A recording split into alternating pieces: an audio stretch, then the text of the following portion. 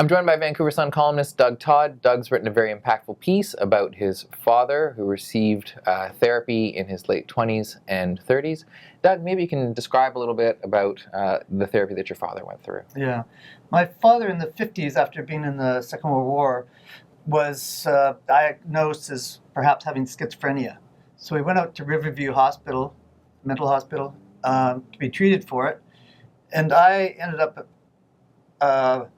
I never really knew him very well, other than on Sunday visits.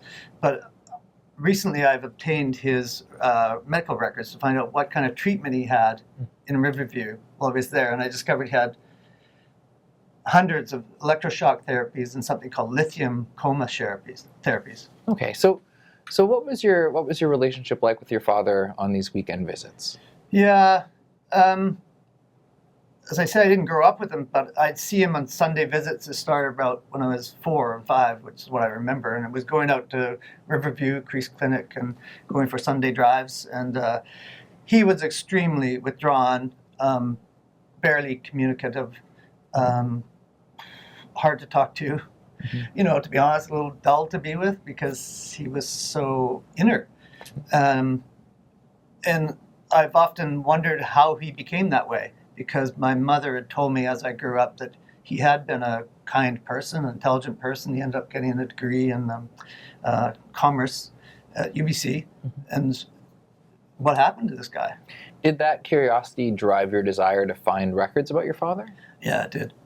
And I realized I could do that. I couldn't believe it, actually. And I got about 100 pages of records. Took some time. And they were pretty chilling to glance at. I don't know if I've still read them in detail, because it's just hard to read what happened to your dad. That it was so painful for all of us, him especially, but his grandparents, my mom, me, and my brother. Are there any passages that stand out for you? Anything that you've read that sort of stuck with you as you were working through this column? In the records, there you see the psychiatrists and nurses trying to be compassionate, but they were just throwing him into desperate treatments that they really had no idea would work or not, and they didn't. Mm-hmm. And I think they caused him brain damage, which did lead to him being so kind of withdrawn. So in your column, you talked about the type of treatment that your father received, lithium shock therapy. Yeah. Can you describe what that is and what it was like for your father to receive that treatment? Yeah. Well, it was popular in the 50s, but that was the only time, because it was later debunked as a mythical treatment. But they would strap him down into a bed and inject lithium, which is kind of a silver component, to induce shocks like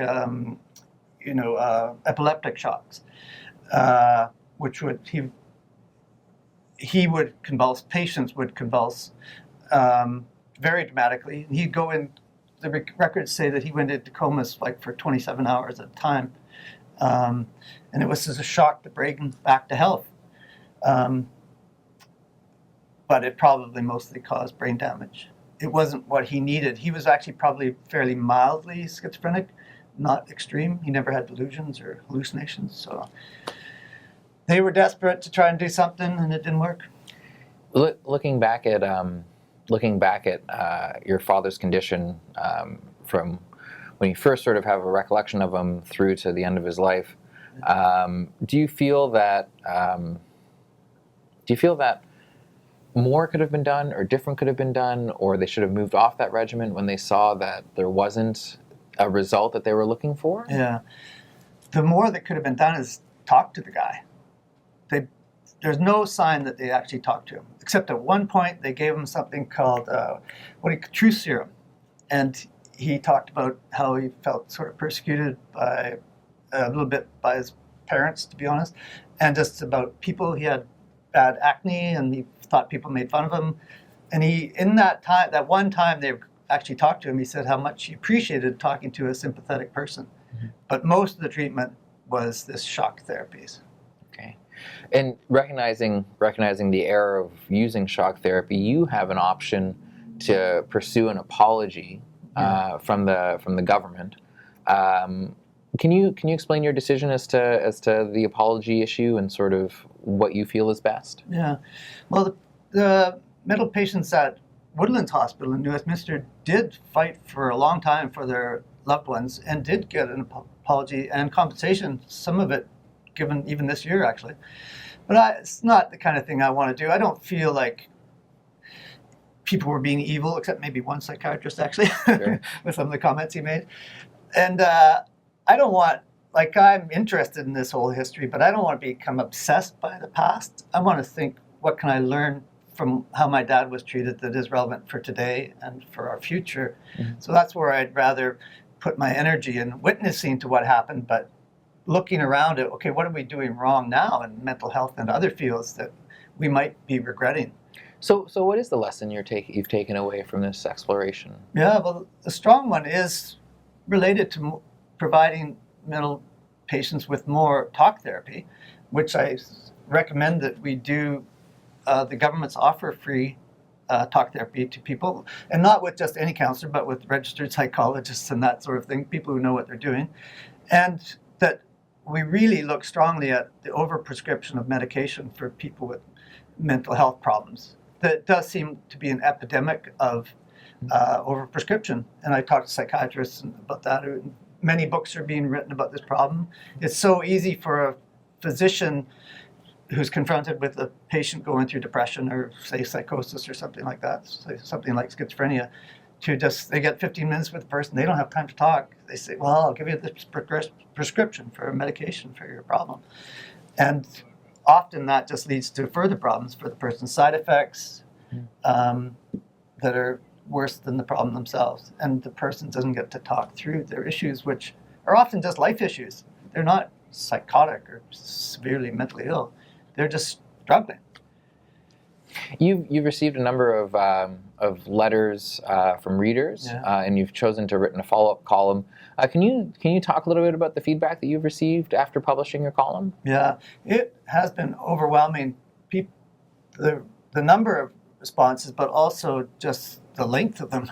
People were truly telling their life stories about, well, either themselves going through some of these issues, but mostly about loved ones, parents, and brothers that went, some of them almost exactly parallel to what happened to my dad, actually, but others, relatives who had lobotomies, which is taking out a portion of the brain, and these shock treatments, people committing suicide. Seemed like about a third of the letters were saying, I'm crying as I'm writing this. People were getting a chance to express some deep pain and suffering that's affected so many people. And so I guess I wanted to publish some of those, and I'm done doing that because there does seem to be power in them being validated for what they went through. Because a lot of them said, I've never talked about this like this because of the stigma of mental illness, and this was a chance for them to do it. So my story and the story of my dad helped them, go into some suffering, and I hope they'll come out of it. Exploring that catharsis, sort of working through the issue.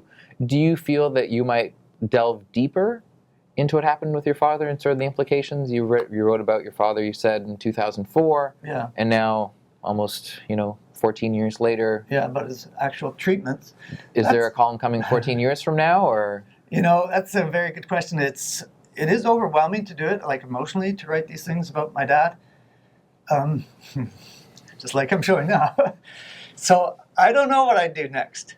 Yeah. It'd have to be a purpose to it. Like, as I was writing these pieces, I'm thinking, I'm just touching the surface of the social issues involved, the pain involved for my mom and brother and me and so many people. And the people who write in, it does feel, even though it's somewhat in depth, it feels superficial. So there might be some more to come out of this. Okay, Doug, thank you. Thanks for your time. Thanks a lot.